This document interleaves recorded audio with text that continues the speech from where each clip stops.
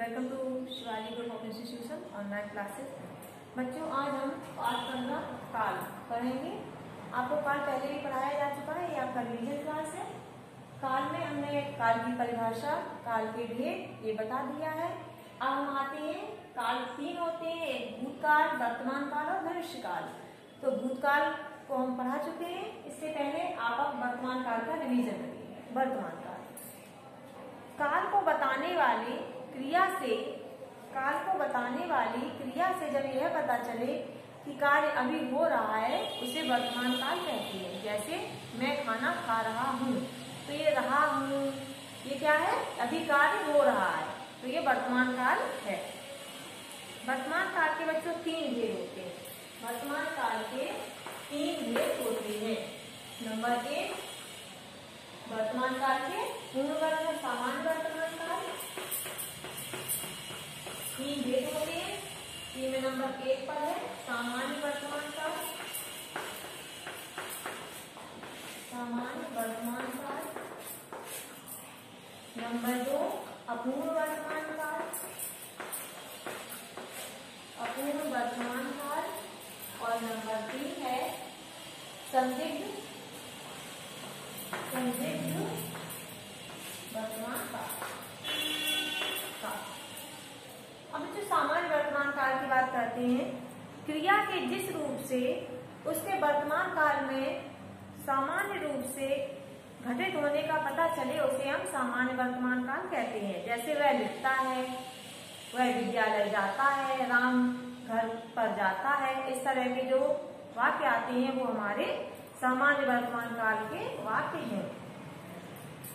इसमें बच्चों इस वर्तमान काल को हम इस तरह से पहचान सकते हैं। वर्तमान काल में, सामान्य वर्तमान काल में ता है, ती है, ते हैं, ता हूं, इस तरह से शब्द आते हैं जो हमें सामान्य वर्तमान काल की पहचान कराते हैं।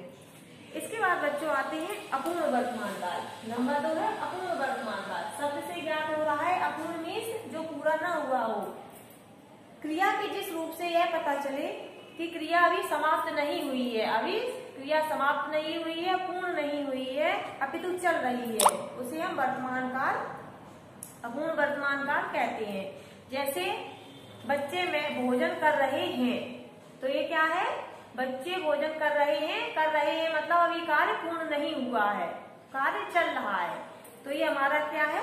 वर्तमान काल का अपूर्ण वर्तमान काल। अपूर्ण वर्तमान काल में क्रिया के साथ रहा है, रही है, रहे हैं आदि शब्दों का प्रयोग किया जाता है।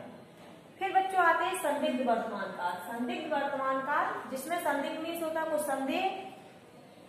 क्रिया के जिस रूप से वर्तमान काल में क्रिया के होने का संदेह हो, उस काल को संदिग्ध वर्तमान काल कहते हैं।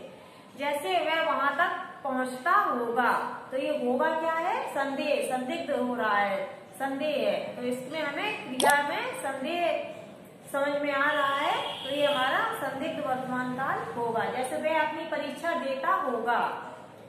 संदिग्ध वर्तमान काल में क्रिया के साथ ता, ती लगाने के बाद होगा या होगी इत्यादि का प्रयोग होता है। संदिग्ध वर्तमान काल में क्या है? ता है, ती है तो आएगा, ता, ती, ते तो आएंगे, लेकिन उसके साथ में होगा या होगी इस तरह के शब्दों का प्रयोग होगा, जिससे हमें संदिग्ध वर्तमान काल की पहचान हो सकेगी। इसके बाद बच्चों ये वर्तमान काल में जो 3 काल है, इसके भेद हैं, उनको हमने समझा। सामान्य वर्तमान काल, जैसे वह लिखता है, इसमें ता है, ती है आते हैं। अपूर्ण वर्तमान काल, इसमें रहा है, रही है, कार्य होने का बोध होता है। और संदिग्ध वर्तमान काल, जिसमें कार्य पूर्ण होने में संदेह है। इस तरह से ये वर्तमान काल हुआ। अब बच्चों बात करते हैं भविष्य काल। नंबर 3 है भविष्य काल। काल का तीसरा भेद है भविष्य काल।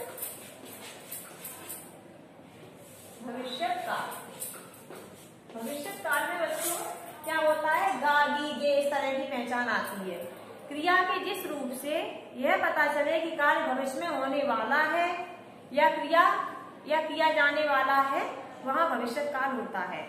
जैसे वह पत्र लिखेगा, राम विद्यालय जाएगा, संभव है कि काम हो जाए, इस तरह के जो शब्द आते हैं जिसमें आगे का हमें आगे के समय का बोध होता है, आगे के काल होने का बोध होता है, वहां भविष्य काल होता है।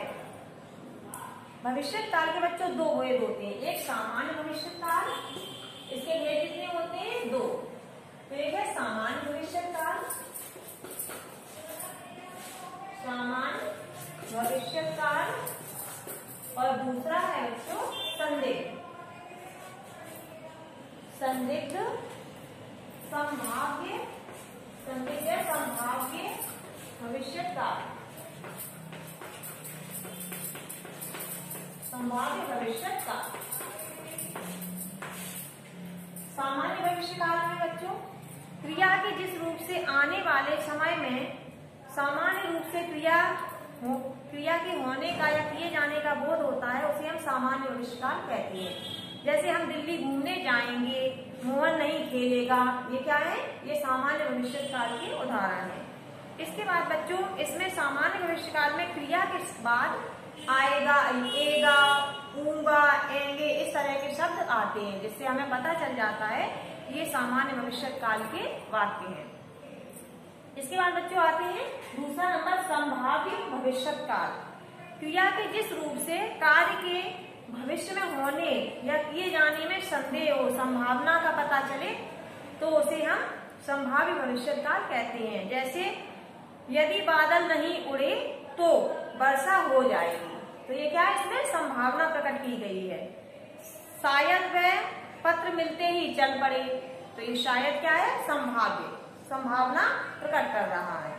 इस तरह से बच्चों संभाव्य भविष्य काल में शायद, संभव है, अगर, यदि, इस तरह के शब्द होते हैं, जिससे हमें पता चल जाता है कि संभाव्य भविष्य काल का यह वाक्य है। इस तरह से बच्चों आपका काल पाठ पूर्ण हुआ। काल क्या है? क्रिया के जिस रूप से किसी कार्य के समय का बोध होता है वो काल कहलाता है। और काल के तीन भेद होते हैं, भूतकाल, भूतकाल, वर्तमान काल, भविष्य काल। इन तीनों के आपको क्रमशः सबके भेद बताए, सबको अच्छे से समझाया। आप अच्छे से पढ़ें और समझें। आशा करती हूँ आपको ये काल का पाठ अच्छे से समझ में आया होगा। आपका दिन मंगलमय हो। धन्यवाद।